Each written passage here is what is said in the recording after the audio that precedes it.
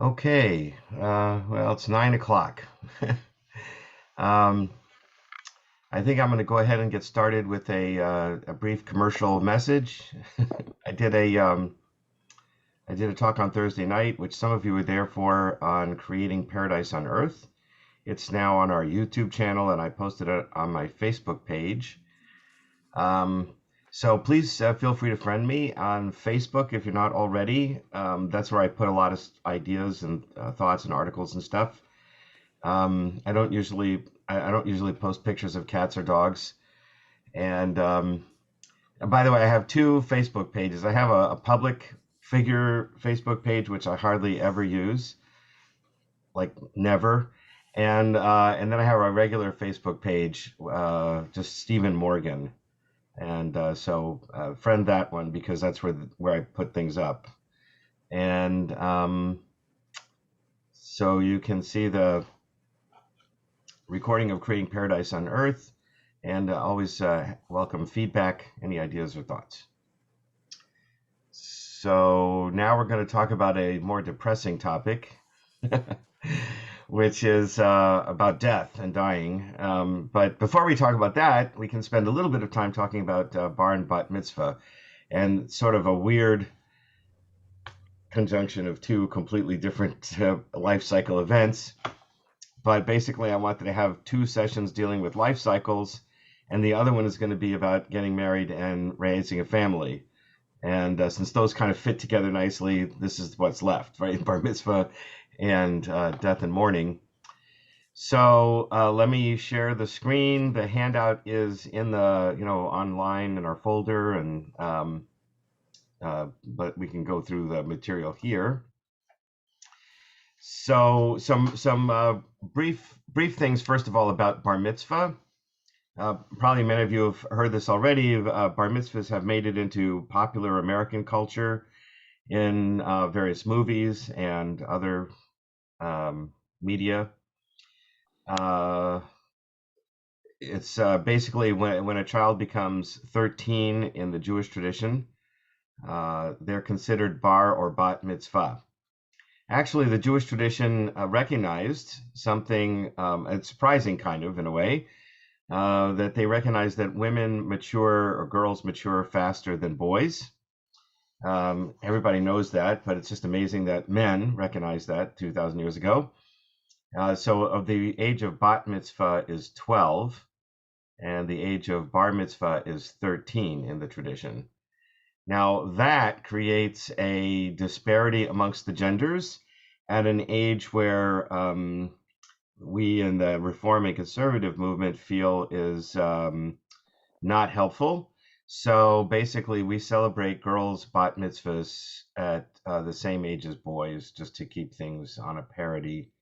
So for boys and girls at Beth Yeshurun, when you're 13, we consider you bar bat mitzvah.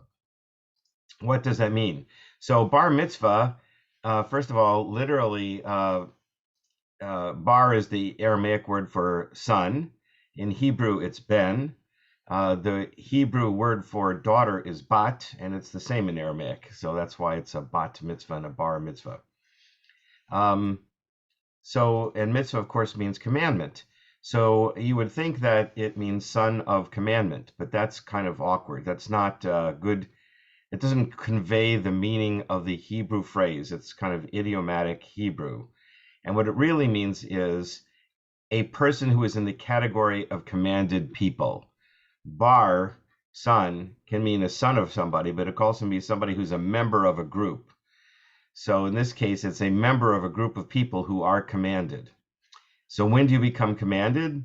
At the age in Judaism when we consider that you know the difference between right and wrong.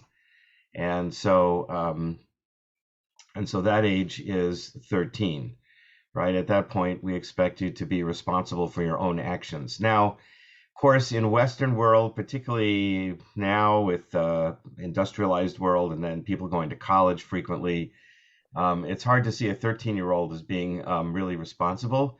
In fact, now we're wondering whether 20-year-olds are necessarily all that responsible. There may be something changing about the physiology of human beings in the modern world. But in any case, when back in the day, it was, if you were 13 years old, you kind of knew what you had to know to be a farmer. You knew what you had to know to do other kinds of things, so you could be sort of independent. And that's not today's world. But we still keep 13 as this age. We feel like at that point you need to start taking responsibility for your moral actions. That's pretty much what a bar mitzvah means. Now, at that point, when you are considered quote unquote an adult or a responsible person, how do you signify that to the congregation? Well, as you know, you need to have 10 people or 10 adults to form a minyan, a prayer quorum. Right? Without that prayer quorum, you can't do a repetition of the Amidah, you can't recite the Kaddish, you can't do Baruch. There's some other elements of a public service that you can't do unless you have a public. And a public, we said a minimum is 10 adults, 10 Jewish adults. So when do you become an adult? Well, you become an adult for that purpose at the age of 13. So once you're 13, you count in the prayer quorum. And since you count in the prayer quorum, you can lead the service. And that is basically where the bar mitzvah ceremony came about. The child became age 13, was called up to do a portion of the service, typically, doing the Torah blessings and reading from the Torah, or maybe doing the Haftarah blessings and reading from the Haftarah. And that signified that this child was now of age and could count in a minyan and so on. It was like a public demonstration of that event. Again, in the old days, it was not a huge deal. It wasn't like a wedding. Some people today now, like the bar mitzvah seems like a wedding celebration. It's not with the level of partying that goes on afterwards is what I'm talking about. In those days, really, the bar mitzvah had a very small role in the service. If they were really, really smart and everybody recognized that they were smart, maybe they'd lead most of the service or read all of the Torah reading for the day. But most kids just got up and read their one aliyah and did the blessings, and that was it. And afterwards, for the celebration, maybe they'd have some, in the old country, herring was a big deal. Herring and crackers and something, and they'd have some schnapps and say l'chaim, and, that would be the end of it. The bar mitzvah party became a big deal in the 20th century in America. And I just heard a parent actually say that with this pandemic, of course, we haven't had those kind of extravagant parties. And one parent kind of said, maybe this was a good thing because it kind of reset our expectations of what we should be doing in these parties. But anyway, it kind of fed on itself. One family would want to outdo the other family and be more extravagant, and then the families who may not have wanted to be so extravagant, what do they say to their kids? Well, Johnny and Jane and Sarah and Michael all had big fancy parties, and you're just going to have some cookies in the backyard. So parents felt kind of obligated to have a nice party in order to show that they loved their children as much as the other parents did. And it really puts people in an awkward position. So anyway, that's enough of that soapbox. My bar mitzvah, just so you know, was, first of all, King Arthur was king at the time. It was a long time ago. And my mom baked cookies for a whole year before my bar mitzvah. And we bought an extra freezer that she could put them in and froze everything. And we really did have just cookies in the backyard. That's what we did. We had some people over, had cookies in the backyard. I didn't feel slighted. But that was a long time ago. Maybe I would have felt slighted today. I don't know. In any case, so that's originally the idea of the bar mitzvah. Of course, in the male-centered world of Judaism before the 20th century, only boys had that kind of public ceremony. Girls would not be eligible. Women were not eligible to count in a minyan before the middle of the 20th century, and therefore girls would not have been called up to the Torah because that's not part of becoming a bat mitzvah for them. wasn't being able to lead a service because they're not counted as a minyan. By the way, the first bat mitzvah in America was Dr. Musher's aunt. So if you know Daniel Musher in our museum minyan, his aunt was the first bat mitzvah. His grandfather was the rabbi and decided it was important for girls to have bat mitzvahs, and so she was the first one. And he just told us yesterday that his aunt's daughter, like his cousin, just had her second bat mitzvah. So you have a second bat mitzvah at age 83. Why do you have a second bat mitzvah at 83? Because in the Psalms it says that the average lifespan of a human being is 70, which basically means 70. So 70 years old is the average lifespan. If you add 13 onto that, you get 83. So if you reach the age of 83, have a second bar mitzvah. So that's become a thing now because people are living longer than 70, and even longer than 83. So his cousin just had her second bat mitzvah at age 83. Okay, so that's the meaning. That we talked a little about the ritual. Let's talk about people who choose Judaism. So let me mention adult bar bat mitzvah first. That's a little out of order here on this outline, but I want to mention that first. Because girls didn't have bat mitzvahs before the 1950s, 60s, or 70s, a lot of women grew up in the Jewish world and were equal participants in the synagogue, but had never had a bat mitzvah. And so they said, hey, I was cheated. I want to have a bat mitzvah as an adult. And so many synagogues, including ours, created a special program called the Adult Bar Bat Mitzvah Program, mostly for women who, were coming of age at a time when their synagogue didn't have a bat mitzvah for girls, but also maybe for some men, adult men, who maybe they grew up in secular families, they didn't belong to a synagogue, for whatever reason, didn't have a bar mitzvah when they were 13. So this was an opportunity for adults to do it. So so usually it's a program of a year long of study and preparing, and then you as a class, an adult bar mitzvah class, lead a service at the synagogue and kind of have a little luncheon afterwards. So at Beth Yeshurun, we've been doing an adult bar mitzvah program for decades, and for the last couple of decades, we do it every other year. Every other year, we have an adult bar mitzvah class. And my wife, who teaches the Hebrew class here, teaches the specific Hebrew prayers for that class, so that everybody is comfortable leading the prayers they need to lead, and learns how to chant a few verses from the Torah. And then as a class, they have an adult bar mitzvah. So we've been doing it this year. The adult bar mitzvah this year is going to be the last Shabbat of May. We have a whole family that converted to Judaism a little over a year ago, the Vayarta family, which is 2 parents and 4 sons. And one of the sons is young enough that he's going to have his bar mitzvah at 13, but the other 3 sons are older already. So the 3 sons and the 2 parents are part of our adult bar mitzvah class this year. And then we have a couple other people who chose Judaism, and then a couple of women who didn't have bat mitzvahs when they were younger. So that's who's participating in this year's class. We won't have one next year, but you all are invited, and I'll be sending out emails to people who convert. You'll all be invited to join the class, not next year, but the year after that, if you want to do a service at Beth Yeshurun. Okay, so that's the adult bar bat mitzvah. Let's go back to the outline for a second. So if you are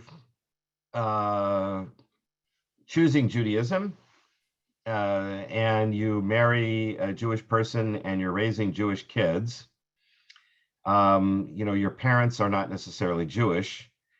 Your parents are not necessarily Jewish. So then the question is, what kind of roles can we give to non-Jewish grandparents to participate in the service? And Beth Yeshurun has worked out several different things that such grandparents can do in the service. Obviously, they can't lead the service. They can't read from the Torah. They can't do anything that would be officially a Jewish ritual act, but they can participate in other ways to show their support for their grandchild. And we talked already about how parties are, it's good to celebrate. It is a Jewish thing to celebrate. And having a festive meal after a bar bat mitzvah ceremony is certainly appropriate. Even having a party, is not horrible, but you read every now and then about the people who are over the top, like they invite the local basketball team to the party, or the girl who rides in on a white horse wearing a princess crown and whatever. Every now and then, those will obviously make the news when they happen. So sometimes things get a little out of hand. Anyway, that's enough about bar mitzvah. Are there any questions about bar mitzvah before we talk about the really uplifting topic of death and mourning practices? Any questions? Bar mitzvah? No. No. Okay. All right. So let's talk about this. It is part of life. It's part of the cycle of life, and it is a time when many people feel like they want to do something traditional. They want to know what to do. Someone close to you dies, and your world is in some ways turned upside down, and seems to be spinning, and the ground gives away from under your feet. And it is particularly at moments like that when rituals can help to ground you, can help you to feel like, okay, I know what I'm supposed to do now. I have somewhere to go. I have something I can do to process my emotions. It reminds me actually of an old movie. I'm realizing now how old these movies are. God, Raiders of the Lost Ark was 40 years ago. Anyway, here's another Jewish movie that I think is worth watching, even if it is old. Maybe it's a little bit hokey. Anyway, it stars George Burns and John Denver. It's called Oh God. I don't recommend the sequels. There were 2 sequels. Just the first one. It was written by a Jewish guy, and in some ways has a lot of Jewish ideas in it. So George Burns plays God in the movie, and John Denver plays a store manager, a supermarket manager. And God appears to the supermarket manager and gives him a message to tell the world. And of course, the premise of the movie is not Jewish, that God looks like a human being. That's, but aside from that, the rest of the ideas in the movie are kind of sort of modern Jewish ideas about things. So I won't give away any more of the movie. George Burns is in it. He's a comedian, so it's kind of funny. It's written by Gelbart, who wrote many of the old MASH TV shows. Boy, that dates me a lot, huh? Anyway,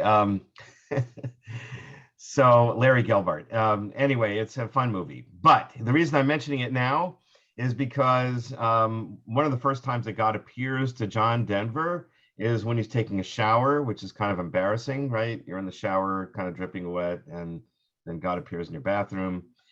And so he feels out of sorts, like what's God doing in my bathroom?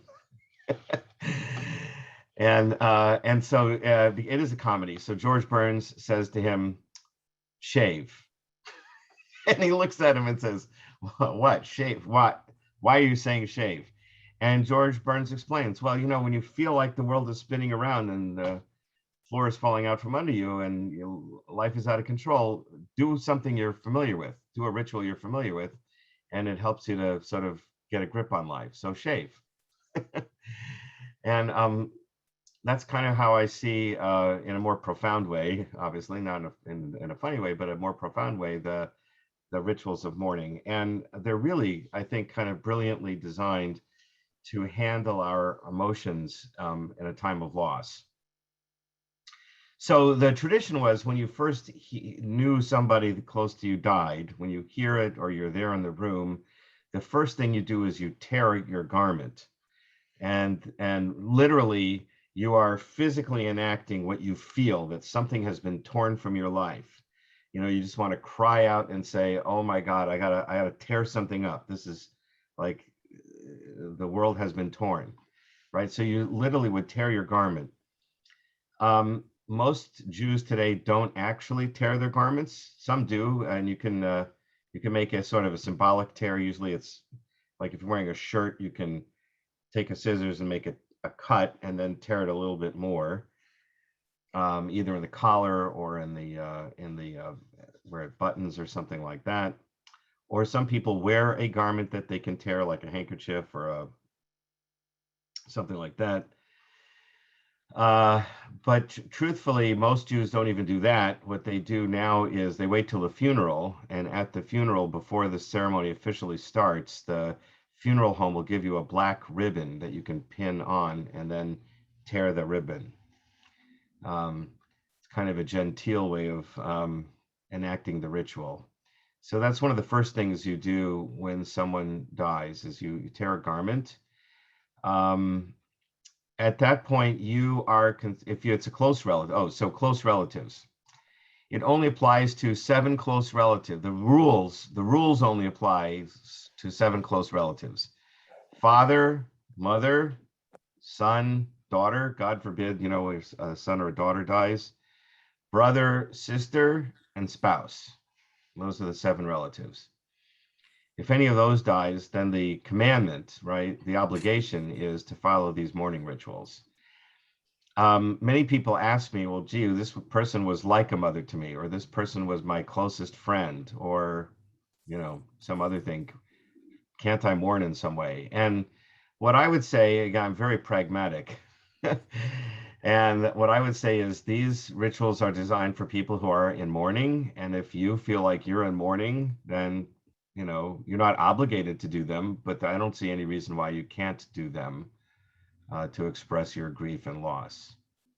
So those are the 7 relatives. Let's go back to the handout again. So for those 7 relatives, you are not obligated to do any other commandments until after the funeral. The idea is that you are supposed to focus on making sure your loved one gets buried, has a proper funeral.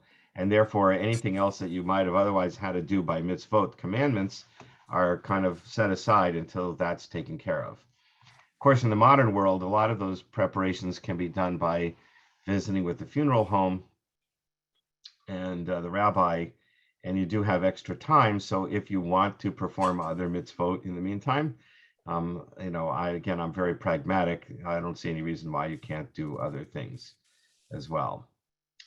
There's some customs like covering mirrors in the home. Our ancestors, I'm speaking as an Ashkenazic Jew, our ancestors in Poland and Russia were somewhat superstitious people. I mean, they picked up the folk beliefs of the places they were living. And the story about how Dracula can't be seen in a mirror or something to that effect. I guess it was the opposite sort of thing. You could see ghosts in the mirror that you can't see in real life. It's kind of creepy idea. I'm sure somebody's done a horror movie to that effect. So this was kind of folk superstitions in Poland and Russia. And some Jews felt like they were covering the mirrors so they wouldn't accidentally see ghosts in the mirror. That's kind of creepy. So I don't believe that's the case. The real reason for covering mirrors is practical. When you're in mourning, your job is just to mourn. That's all. You just focus on being sad and upset at your loss and grieving. And people come to visit you, and they shouldn't be judging you or criticizing you for how you look. You can wear disheveled clothes. You don't have to comb your hair. You don't have to put on makeup. You don't have to do anything to look nice. You're just mourning. And people don't like the way you look. That's their problem. And the reason you cover your mirrors is because you shouldn't have to look at how you look either. And then say, oh my God, I have to fix my hair, or whatever. Right? So cover the mirrors so you don't feel like you need to worry about how you look. That's the actual reason for doing that. In any case, so there's some rituals, the closing the eyes. There's, before the burial, there's a chevra kadisha, which means a holy society that ritually washes the body and says certain blessings, recites certain psalms, and then dresses the body traditionally in a plain white garment to prepare for burial. And we have a Chevra Kadisha in town. People who participate in that tell me that it's a very spiritual act that they do. It's considered one of the highest mitzvot, commandments you can do for somebody to help make sure they have a proper burial. And it's something they can't repay you for. So it's considered, a great mitzvah because you're doing it clearly out of love and compassion. So that can be done. You have to ask for it with the funeral home, but they will have the Chevra Kadisha come and do that. The tradition is also to be buried, at least in America, in a plain pine box. The idea is not to make it fancy schmancy. Everybody in death is equal. So a simple wooden box was the tradition. We do not do cremations. At least in Jewish tradition, we don't do cremations. That's defacing the body. And although I don't believe that the body is God's image, we're creating God's image, but it's not a physical thing. Some people say that's the reason for not cremating, because you're destroying God's image. But I don't believe this is what God looks like. On the other hand, it has been the vessel that's housed your soul, which is holy. So as a holy vessel containing your soul for your lifetime, it's considered undignified to disfigure it unnecessarily. And cremation would be unnecessarily doing that. After the Holocaust, there's an additional reason for not cremating human bodies, and that is that's what the Nazis did to dehumanize the Jews. And so again, the preference is for burial. So that is about that. So you get a plain pine box and you organize the funeral. At the funeral itself, there's just a few things that are prescribed. Everybody does Psalm 23, the most famous psalm in the world. You also do a memorial prayer, which is called El Mali Rachamim.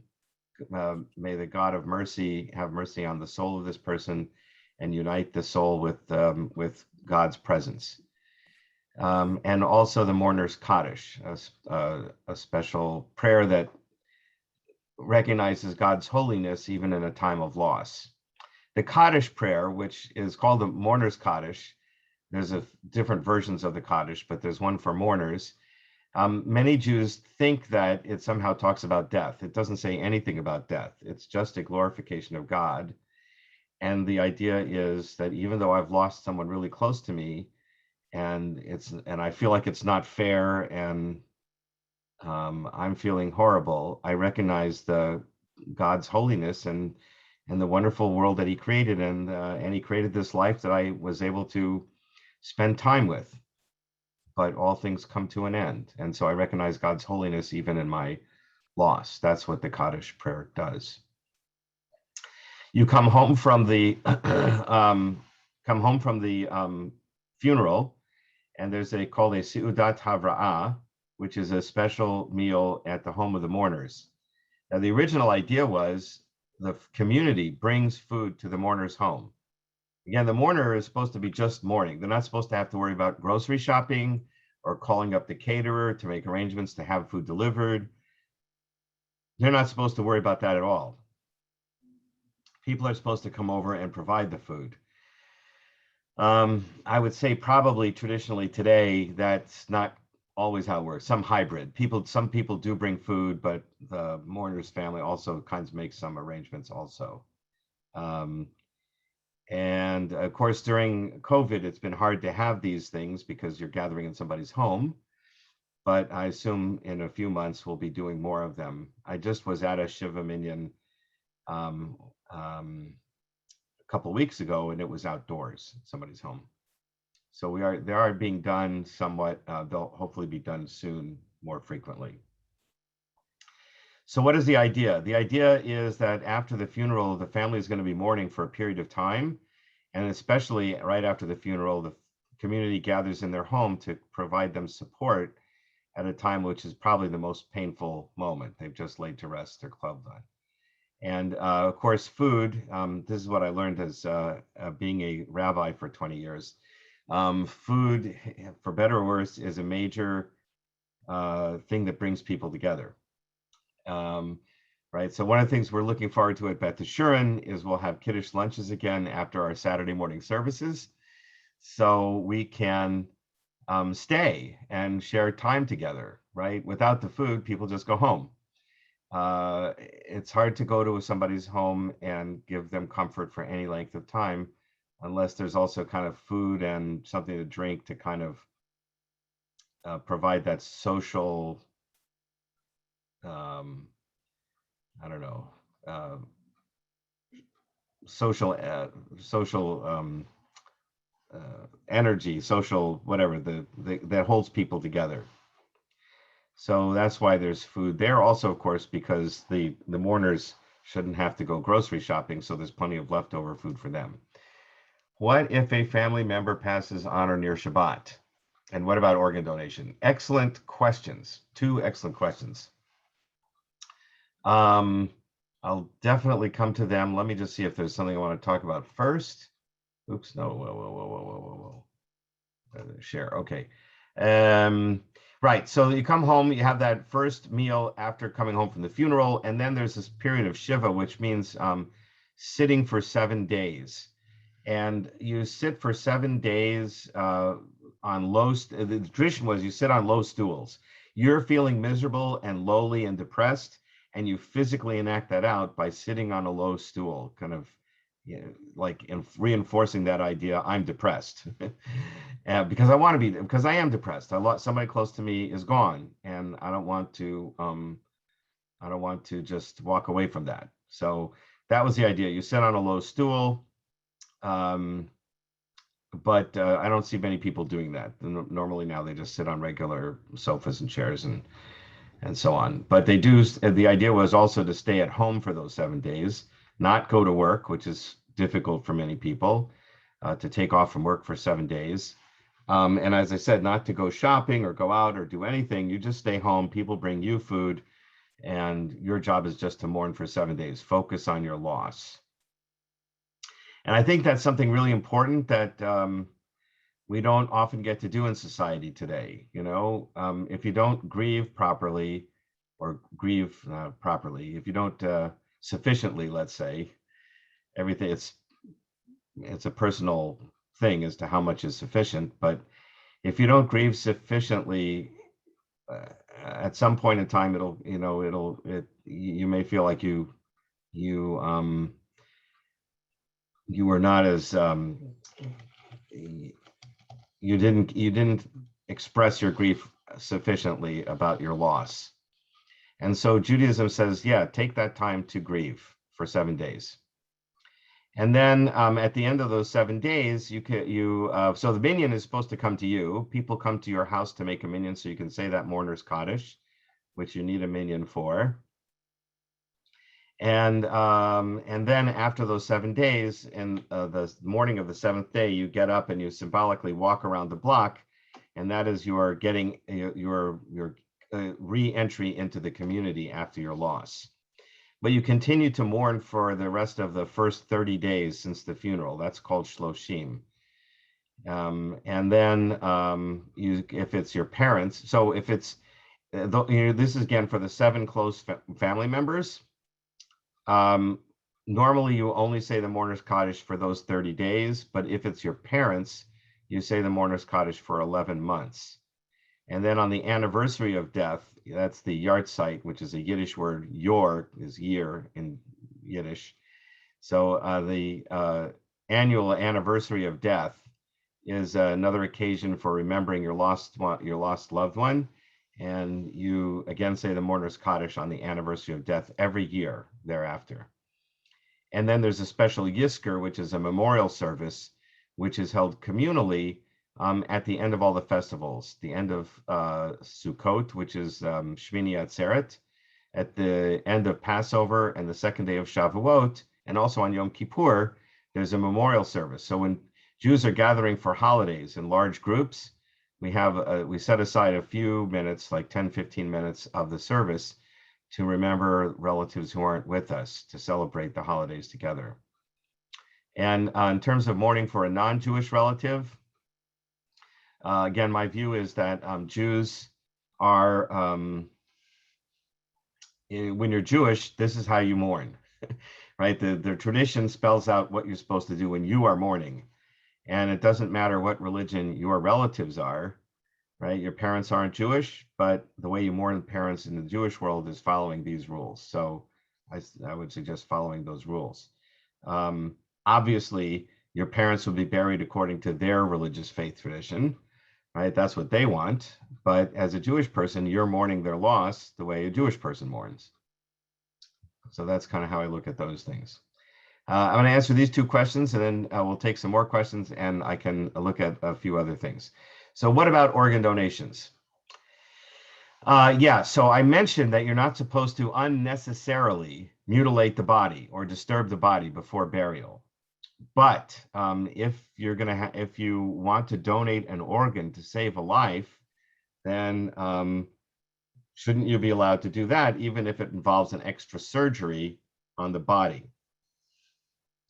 And the answer, even in the Orthodox world, is if you can save the life of another person, then you should do it. That takes priority over everything else.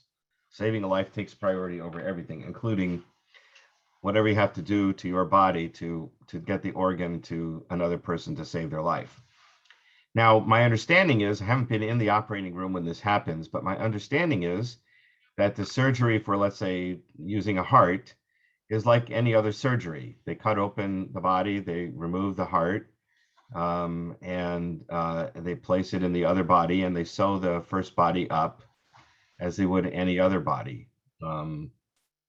So that, we consider that to be treating the body with dignity and respect, even in the process of doing an organ donation. So the conservative and reform movement have stated that it's a mitzvah, which means a commandment, to be an organ donor if you can. The problem with organ donations, for the most part, is that you have to be brain dead for it to be effective. So what does that mean? I don't know did I talk about this before? No. So, so most of the organs in your body start to deteriorate after blood stops circulating and oxygen's not going to those organs. Almost immediately after the oxygen stops circulating, the organs start to deteriorate, and then they're not useful for a donation. So the only way that you can donate a heart or a lung or something like that is if you're still breathing and pumping blood. Normally, if you're still breathing and pumping blood, that means you're alive and you're not dead. In which case, taking an organ from your body to save another life is killing you, and that's not appropriate. But with the wonders of modern medicine, you can be brain dead, which means there's no brain functioning. And they can tell by electroencephalograph, right? They can tell by brainwave measurements. There's no functioning of your brain at all. But since you were put in the hospital at a time when you were alive, and you're now on artificial respiration and artificial blood circulation, the blood is continuing to circulate throughout your body, and so the organs are still good, even though you're brain dead. And that's what allows them to do the organ usage. Now, you can be a live kidney donor, right? They don't have to, because you have two kidneys and you can live with one kidney. But and so there are, and you can be a liver donor, because they can take a section of your liver and you still have the rest of your liver. But most of the organs will, if they took them, they would kill you. So so because we now have this new medical concept of brain death, which is only discovered in the 1960s or so, we can do heart transplants. How do you become brain dead? Usually because of a severe trauma to the brain. So it's a car accident, some violent death of some kind, God forbid, something like that. Something happened to the brain where the body was still there, and they sustained you on life support, artificial life support. Unfortunately, that also means that it was a dramatically unexpected unexpected death and a trauma to the family. And the family is already traumatized by the sudden and unexpected death of a loved one. And now the doctors come to them and say, would you like to have your loved one's organs be donated to save another life? And that's not exactly like where their head is at. So it helps to let your family know that you want to be an organ donor. And that's why they have organ donor cards, and it's on your license, driver's license, and other places. But you should tell your family members, yes, this is what I really want. I want to save lives. So don't worry about the trauma that you're experiencing. Do what you have to do to save somebody else's life. And that helps them to agree. The doctors, my understanding is, will not use your organs to save another life, even if it's on your driver's license, unless your family consents. Because if they don't consent, they'll sue the hospital. So you want to let your family members know so they will agree, and that's what you have to do about organ donations. Okay, the other question is, what about stillbirths for young parents? Oh yeah, boy, I had a case of that. So let me come back to that in a second. What if a member passes on or near Shabbat? Okay, so if somebody dies on Shabbat,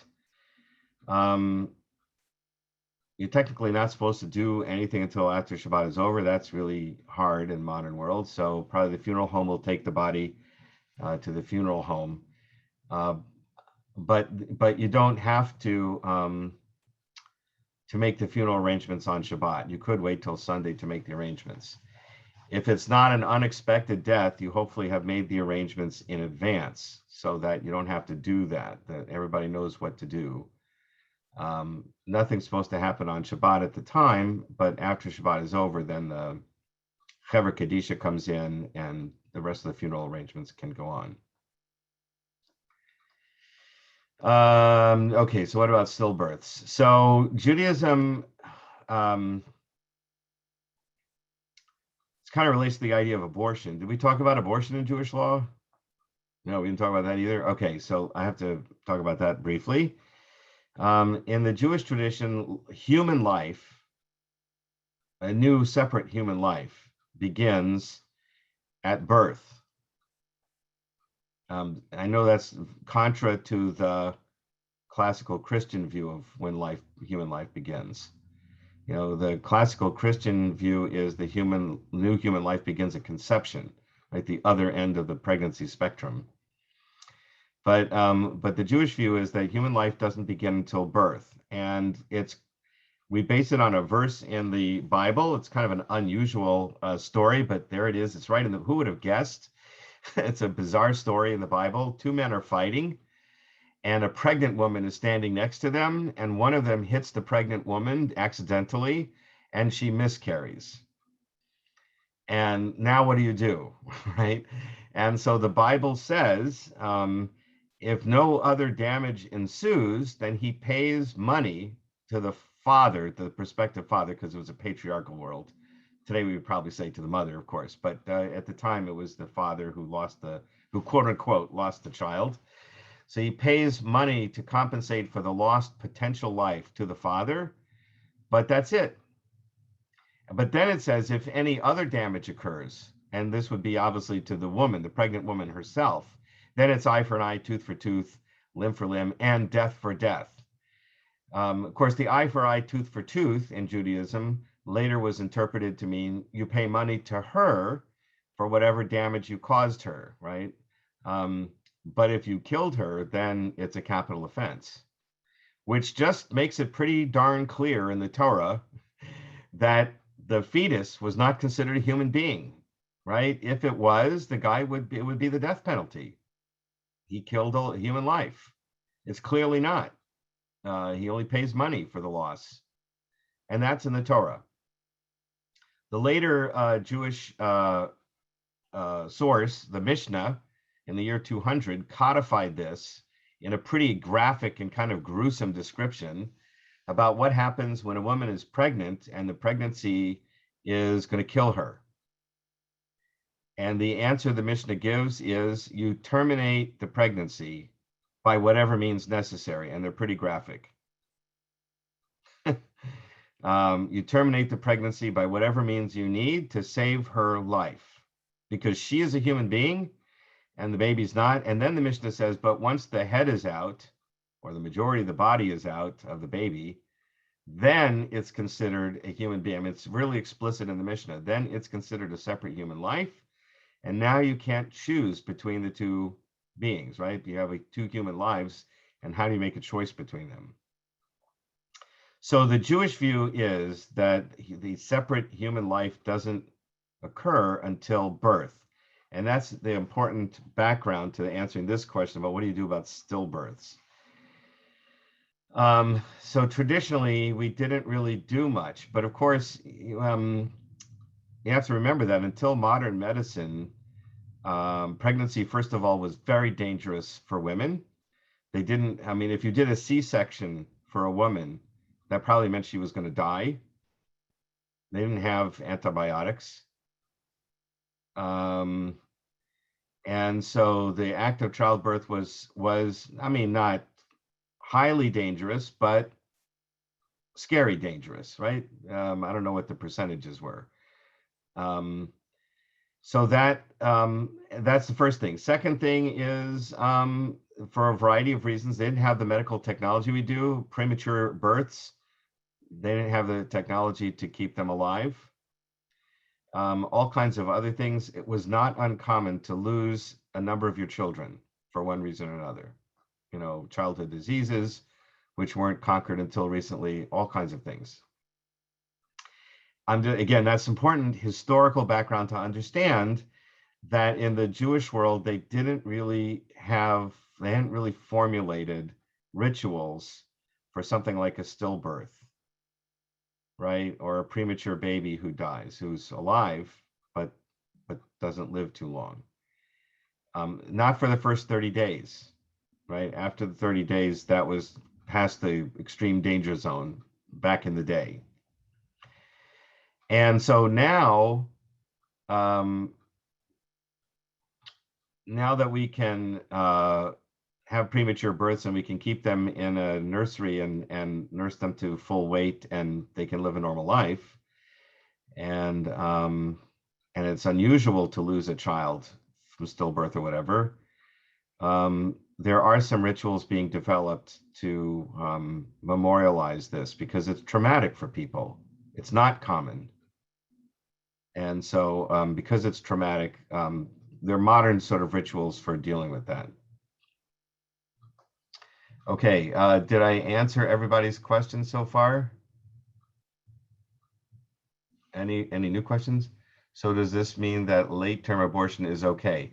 So yeah, that's a great, sorry, I should have finished that discussion. Right, so Judaism has a very nuanced view of abortion. So since the human life, separate human life, doesn't begin until birth, if it's to save the mother's life, it's a no-brainer, so to speak. It's an easy decision. You save the mother's life because she's the person, the baby isn't yet. However, it's not so simple just to say it's her body, which, you know, in the secular world, it is her body. But in the Jewish world, it's not her body. It's nobody. I mean, none of us can say it's our body, right? There's another section of Jewish law that asks, what if I want to cut off my own hand? It's my hand, it's my body. Why can't I cut it off if I feel like it?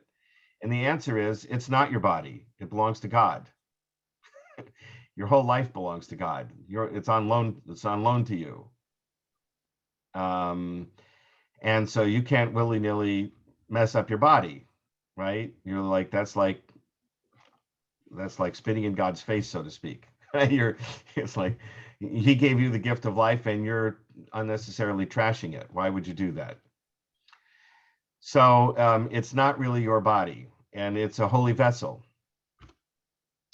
Just like if you're a tenant in an apartment, right? You can paint, maybe you'll be able to paint the walls, but you can't knock out the walls and do new bathroom fixtures and whatever, unless the landlord permits you to do it, because it's owned by the landlord. So there's that. And the other aspect of pregnancy is that it's a potential human life. So it's not a human life, but it potentially is going to be a human life. And you can't just decide, well, I don't want to have this baby, so I'm going to eliminated. At least that's not the Jewish tradition. The tradition says the life of the mother for sure, and then there's this sort of gray area about the mother's health and even emotional health. Okay. And some rabbis, liberal Orthodox rabbis, have ruled that if the mother's emotional health is at stake, then you can, with consultation with she can terminate the pregnancy for that reason. That would probably cover most, and this is kind of an interesting thing, I think. In a way, it does shift the conversation to the mother herself. This is about the mother's life. So it's not like, in other words, it shouldn't be a form of birth control. Yeah. Right. Okay. Yeah. By it's certainly late term, like the first 30 days is considered nothing. Basically, if a pregnancy is considered nothing, and if you terminate the pregnancy like an IUD or the morning after pill or whatever, that's nothing in Judaism. By the way, the man is not supposed to do traditionally, man is not supposed to do contraceptives because the man is obligated to peru or vu, to have children, to increase and multiply is the Hebrew, right? In the Genesis, it says you should increase and multiply. In Hebrew, that's peru or vu. But the Jewish tradition understood that was a mitzvah, a commandment for the men and not the women, oddly enough. Right? It's the women's Okay. bodies that are doing the peruing and vuing, but for some reason, the men are obligated, women are not. So if a woman doesn't want to have a baby, that's her business, but the man has to have children. That's the way the Jewish tradition understood it. Imagine somebody's revisited that question today. So contraceptives men are not supposed to do, but women are, at least in the Orthodox circles, it's considered more permissible for women to have contraceptives because they're not obligated to have kids. I think in our movement, the Reform and Conservative movement are much more flexible on this subject. But in any case, why did I get into that? Because of the late-term abortion Late-term and abortions, yeah. right. So contraceptives is one thing, and then abortion. So in the first 30 days, as I said, it's not considered a big deal. Usually in the early stages of abortion, if you do amniocentesis or the ultrasound, you find out the baby has 3 arms or some other birth defect. Again, the question, that's not necessarily the determining question in the Orthodox world. But if the result of that is the woman feels emotionally incapable of bringing this pregnancy to term because she's going to be bringing a clearly genetically unusual life into existence, like dramatically unusual, not a Down syndrome. We're not talking about Down syndrome or anything like that. We're talking about like 3 arms or some genetic disease that the baby will suffer and die at a young age, like Tay-Sachs disease. So in some cases, the Orthodox would say, well, how is this going to affect the emotional health of the mother? So Down syndrome doesn't. No, I would say that, and we have parents who have Down syndrome kids, and they said, I would never have, I love this child so much, I would never have dreamed of wanting to terminate this child. But it's not necessarily an easy, it's not going to necessarily be an easy life for people. But there is a point at which you have to ask yourself, at what point are we trying to genetically engineer our offspring? Correct. Right? Like, oh, I wanted a baby with blue eyes. This one's not going to have blue eyes. I wanted to have a baby who, I don't know, whatever. At some point we may be able to project more about what the life of the child is going to be based on the genetics, and you get to decide based on that whether you want to have the baby or not. That seems so there is that issue. As far as but again, the emphasis is on the woman's emotional health and physical health, where I think that in that sense it's very modern. That's where the emphasis should be. How is it going to affect the mother? So for instance, God forbid, a rape or incest case. Um, I would imagine, I'm not a woman, but I would imagine that most women would feel like I don't want to bring this baby to birth to childhood. I'm always going to think about what happened when I see this child, and I just can't deal with that. Mhm. So then it's about her emotional health, and you make the decision there. But other women might say, you know what, this was traumatic, but it's a life, and I want to, it's a life that I'm now carrying in my body, and I want to see this life grow and develop. That's her choice. That should be her choice to make that decision. Okay. Thank you. So that's the kind of the outlines of Jewish. I mean, there's obviously a lot of gray area there, but that's sort of the general perspective of Jewish tradition. As an American citizen, I think that the government should stay out of it, right? Yeah. Because it's the Jewish view that we don't own our bodies. I recognize that as a religious choice, but that's my religion's choice, and other people have other religious or no religion.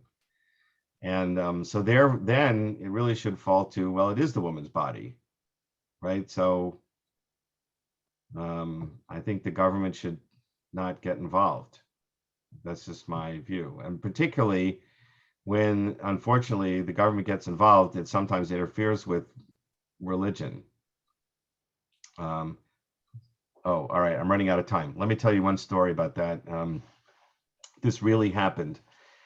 It was a real case. A woman was pregnant. She was in a car accident in New York. And as a result of the car accident, she was in a coma in the hospital. The doctors advised the husband that if they terminated the pregnancy, she had a better chance of coming out of the coma. So, of course, the husband said, let's do it. But somehow, a couple of people totally unrelated to the family knew about this case, went to a judge they knew they could get an order from, got a court order preventing the husband from allowing the termination of the pregnancy. I mean, unbelievable. And of course, he won on appeal, but in the meantime, precious time had been lost. And by the time they aborted, the woman came out of the coma, but her brain was severely damaged, and her life wasn't the same. Husband's life wasn't the same. They got divorced. It was a terrible, tragic situation. They made a docudrama out of it on TV called Total Strangers, because total strangers interfered with this family decision. And the coup de grace, as it were, is that the family was Jewish. So according to their religious faith and tradition, there would be no question she should have an abortion, right? That's to save her life. Her religion demanded that she have an abortion, whereas this other people who had nothing to do with the case, their religion said the opposite. So my view, and that was after Roe v. Wade. So my view is that I think the government should stay out of it as much as possible, because there are different, honest religious views about what the right thing to do is. Okay, I'm getting off my soapbox now. Any other questions about death or mourning or pregnancy or any of the other issues? Let me see if I covered everything here. I've got about 2 minutes left. There's a bibliography here. Only one book deals with Bar Mitzvah, putting God on your guest list. That's about how to keep the priorities about what the Bar Mitzvah is supposed to be about. And the other ones are kind of all about death and mourning process. And then I have a section on which goes into much more detail about the end of life practices, which I found very helpful. And it's from this website, jewishfunerals.org, Understanding Jewish Practices. So it really kind of goes into pretty good detail about what to do. You don't have to read any of these other books if you don't want to, but if you find yourself at a time of mourning and you want something a little extra, then one of these books might be helpful. Any other questions? Oh, No. No, Is this thank you, Rabbi. Thank you, Rabbi. Is this You're the welcome. Terry Shavo case that you were telling us about? Oh, Terry Schiavo was a different case. Yeah, that Oh. was she was that was a case in Florida where she was, I forgot the term now, persistent vegetative state. That's what it was called, persistent vegetative state, which is not quite brain death, but like almost. But if you are in a persistent vegetative state, my understanding is your brain does start to deteriorate, which hers presumably had. And yeah, people wanted to keep her on life support indefinitely anyway. That is a little more controversial in Jewish law. I like Elliot Dorff as my primary rabbi in matters, and particularly in health matters. He's very common sense. He studies with doctors. And his view was that in the Terry Schiavo case, after a certain number of weeks, they should have allowed the termination of her, life support, because of the likelihood that her brain had deteriorated to the point where it really wasn't going to be much there anyway. Okay. Yeah, I'm not a doctor, so if anybody here is a doctor, you can add any information on that. So it's open to speculation, the issue of life support. Well, I would say, as with a lot of things, many cases are very fact-specific situational questions, right? There's a lot of questions as to what do we know about this person's status. Like in the case of persistent vegetative state, if you know that the brain has completely, started to deteriorate and there's no coming back, then yes, what are we doing here? Right? Why are we keeping a base, almost brain dead body on life support indefinitely? okay. Okay, thank you. Thank you, Rabbi. Yeah. Okay. And then next week is a happier topic. We'll talk about marriage and having kids. Okay. All right. Thank you, Rabbi. Thank Take you care, very much, everybody. Rabbi. Thank you, Rabbi. Okay. Bye-bye. Bye.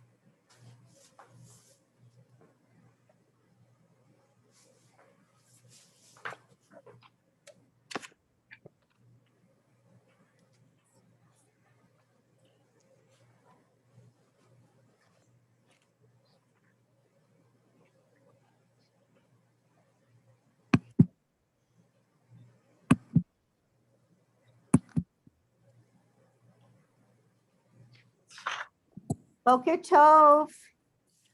Boker Tov. Morning. I hope you haven't been waiting too long. I'm at the synagogue and I had to get into my husband's office. It was a little hard to get in today. Okay, let's see. Well, I'm digging for my glasses. All right, maybe we'll do it without glasses.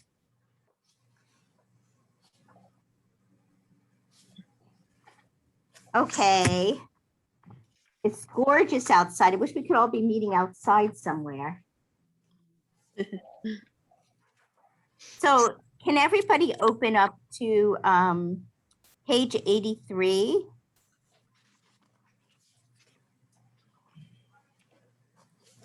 So let's practice the middle of page 83, these important phrases from the Kiddush.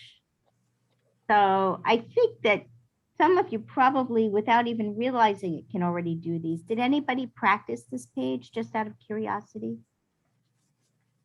No? Okay, that's fine. Let's practice them now. Okay, so line number 1 in the middle where it says power reading. Let me just read the whole line a couple of times. Asher Kiddishanu b'mitzvotav v'ratzavanu. Again. Asher Kiddishanu Kidishanu b'mitzvotav v'vitzmotav v'ratzavanu. beratzavanu. Okay, and yes, you can echo me. Maybe I'll do 2 words at a time. Asher Kiddishanu Asher Kidishanu b'mitzvotav b'mitzvotav v'ratzavanu. ratzavanu. And this is the line that goes, Asher Kiddishanu b'mitzvotav v'ratzavanu. Asher Kiddishanu v'ratzavanu. You recognize it? Yes, good. Okay. And next line, I'll read it a couple times and then you can start echoing me. Ki hu yom techila lemikra e kodesh. Ki hu yom techila lemikra e kodesh. Ki hu yom techila lemikra e kodesh. lemikra e kodesh. Good. Ki hu yom techila Techila lemikra e kodesh. Good. Again and again. Ki hu yom techila Ki hu yom techila lemikra e kodesh. lemikra e kodesh.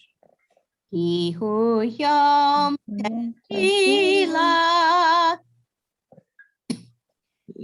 mikra e kodesh.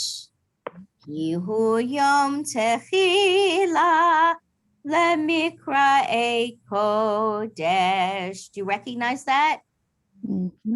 Yeah, maybe. Out of context, it's hard. Okay, next. Kivanu vacharta ve'otanu kidashta. Kivanu charta ve'otanu kidashta. Kivanu vacharta Baharta ve'otanu kidashta. Banu kidashta. Good. Kivanu vacharta Danu baharta ve'otanu kidashta. beotanu kidashta. Fantastic. Okay, line 4. Ve'ahava uvratson hinchaltanu. Ve'ahava uvratson hinchaltanu. Hinetanu. Ve'ahava uvratson hinchaltanu.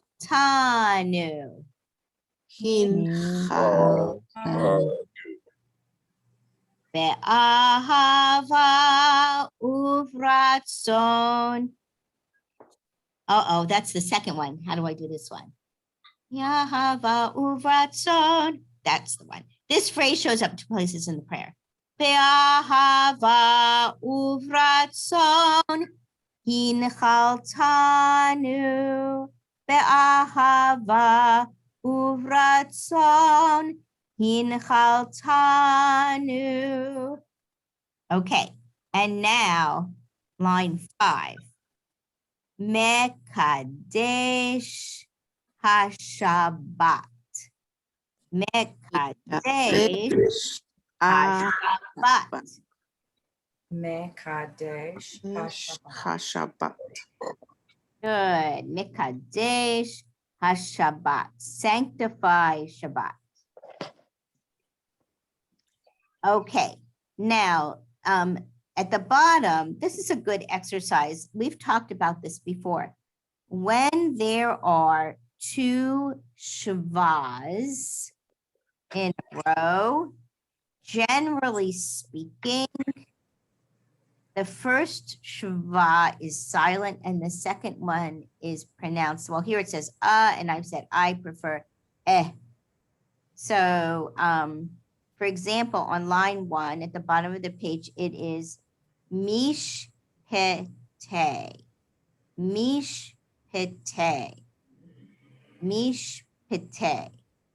And why don't you go through, if you haven't done so already, and just divide up the syllables between the shva, right? Draw a line between the 2 shvas.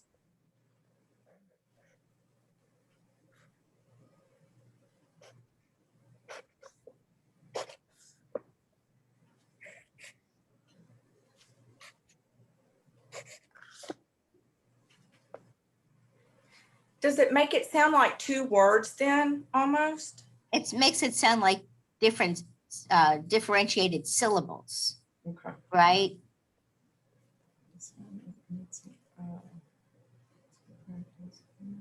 Right? We have plenty of words in English that are more than 1 syllable. Although, I guess I'm using a lot of short words, so I can't think of a good example for you.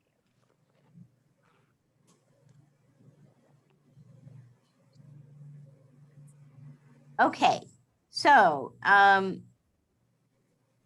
would anybody like on line 1 to read the second word? Would anybody like to try? I'll try. Okay, great. Evaracha. Right, except the first shva is silent. So can you try it again without sounding the shva under the vet? Evracha. Yes, kol hakavod to you. And for going first, that was great. Okay, would somebody like to try the next one? I can try. Okay, go for it. Venish Medha. Venish Maha. It's a sin, so try it again. Venice Maha. Right, and do you know what the root of that word is? What's a simcha? Happy occasion. A happy occasion. V'nismecha is a verb form for happy. Okay. So very good. That was very good. Okay, the next one's long. Does anybody want to try it? I just want to remind you that if you have a shva at the beginning of a word, it's pronounced. Benish Pejot. Yes. Now, what's the first letter? There's a this Right, it's a cup, Q- right? It looks Mhm. like a bet. I'm not wearing my glasses, so it really Kemish. but it's a cup. So that means it's a kemish. Right. Kemish pechot. Kemish pachot. Right. Ke means like. So kemish pechot means like families. Right. Oh, Okay. Can I anybody? was wrong. No. You were almost 100% correct. What's the last word on line 1?